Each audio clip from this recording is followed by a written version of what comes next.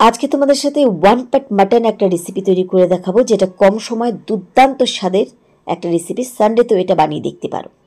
প্রথমে আমি এখানে নিয়েছি 500 গ্রাম মাটন। আমি মাটন খুব ভালোভাবে এখানে ধুয়ে নিয়েছি। এবার এই মাটনকে প্রথমে ম্যারিনেট করতে হবে। তাই প্রথমে দিয়ে দিচ্ছি এর মধ্যে বেশ কিছুটা পরিমাণে পেঁয়াজ কুচি। পেঁয়াজের পরিমাণটা এই মাটন রেসিপিতে যতটা পড়বে খেতে কিন্তু ততটাই টেস্টি হবে। আর দিয়ে দিচ্ছি এবার এর মধ্যে 4টে গোটা রসুন। শীতের দিন এই রসুন গোটা গোটা মাটনে কিন্তু খেতে দারুণ লাগে। সাথে দিচ্ছি 5 থেকে 6টা কাঁচা লঙ্কা, যেটা লাল হয়ে গেছে তবে কিন্তু এটা কাঁচা লঙ্কা। সাথে দিচ্ছি আলু। এভাবে মাটন করলে আলু দিয়ে দেখো ফাটাফাটি লাগে খেতে। দিয়ে দিচ্ছি স্বাদ মতন 1.5 চামচ নুন।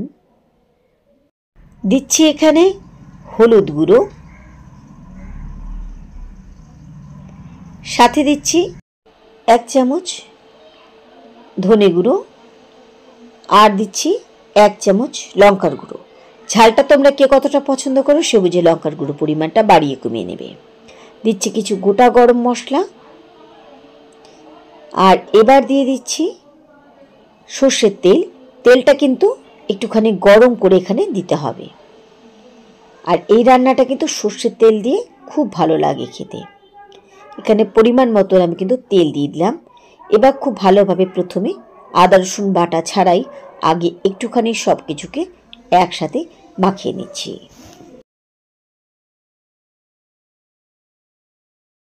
এবার দিয়ে দিচ্ছি এর মধ্যে আদা রসুন বাটা। আর দিচ্ছি সাথে 2টো মাঝারি সাইজের টমেটো, এরকম ফালি ফালি করে দিয়েছি। এবার আদা রসুন বাটা আর টমেটো দিয়ে আরও একটু ভালোভাবে এটাকে মেখে নিচ্ছি। এই মাংসে মাখা যত ভালো হবে, মনে করো যে কিছুটা রান্না আমরা এই মাখতে মাখতেই করে ফেলছি, তাই মাখাটা যত ভালো হবে এই মাটন রেসিপিটা কিন্তু ততটাই টেস্টি হবে।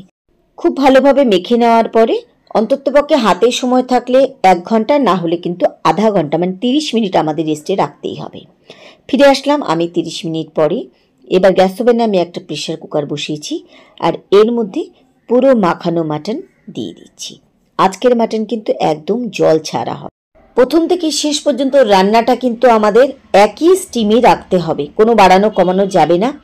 একদম লো স্টিমে রেখে এই প্রেশারে আমাদের 2টো হুইসেল দেওয়া পর্যন্ত অপেক্ষা করতে হবে। যতক্ষণে 2টো হুইসেল পড়বে মাটন খুলে দেখবে একদম মাখনের মতন গলে গেছে। বিশ্বাস না হয় এভাবে একবার এই রেসিপিটাকে বানিয়ে দেখো। লো স্টিমে রেখে দিয়ে 2টো হুইসেল কানে যতক্ষণে না আওয়াজ আসছে ততক্ষণে কিন্তু এর ফাঁকে আমরা অন্য কাজ ছেড়ে নিতে পারি। ভালো রেজাল্ট পেতে হলে স্টিম কিন্তু একদম বাড়াবে না, একদম সব থেকে লো স্টিমে করে দেবে। খুব ভালোভাবে আমি সব কিছু একসাথে মাখিয়ে প্রেশার কুকারে বসিয়ে দিয়েছি। এবার আমি ঢাকা আটকে দিচ্ছি, দিয়ে চলে যাচ্ছি অন্য কাজে। যখন 2টো হুইসেলের আওয়াজ পাবো যে হ্যাঁ 2টো হুইসেল দেওয়া হয়ে গেছে, তখন এসে আমি গ্যাস ওভেন বন্ধ করে দেব। তারপরেই তোমাদের সঙ্গে আমি শেয়ার করব। সানডের দিন হোক বা যে কোনো দিন হাতে কম সময় আছে বা ডিনারের জন্য ঝটপট তোমাকে টেস্টি মাটন তৈরি করতে হবে, এভাবে করে দেখো। তুমি এটা ভাত দিয়ে খাও আর রুটি দিয়ে খাও, খেতে লাগে অসাধারণ। টেস্টি এতটা হয় যে তোমরা এই মাটন রেসিপিটা খাওয়ার পরে ওই সময় ধরে অনেকক্ষণ ধরে দাঁড়িয়ে দাঁড়িয়ে খুশিয়ে খুশিয়ে মাটন না করে এভাবেই বানাবে। তো আমি কিছুক্ষণ স্ট্যান্ডিং টাইম দিয়েছিলাম। এবার আমি তোমাদের সামনে খুলে দেখাচ্ছি। যেমন এর ফাটাফাটি কালার এসেছে, আর মাংস আলু বা রসুন একদম নরম মাখনের মতো তুলতুলে হয়ে যাবে। যারা দাঁতের প্রবলেমের জন্য মাটন খেতে ভালোভাবে পারে না তাদের এই রেসিপিটা করে খাইয়ে দেখো, খুব শান্তি পাবে খেয়ে। তো এই ছিল আমার আজকের ওয়ান পাট মাটন রেসিপি। আশা করি তোমাদের ভালো লেগেছে। আজকের মতো এটুকুই। সবাইকে ধন্যবাদ জানিয়ে আজকে এখানে বিদায় নিচ্ছি। ফিরে আসবো আবার অন্য কোনো রেসিপির সাথে অন্য কোনো দিন। সেই পর্যন্ত সবাই খুব ভালো থেকো, সুস্থ থেকো।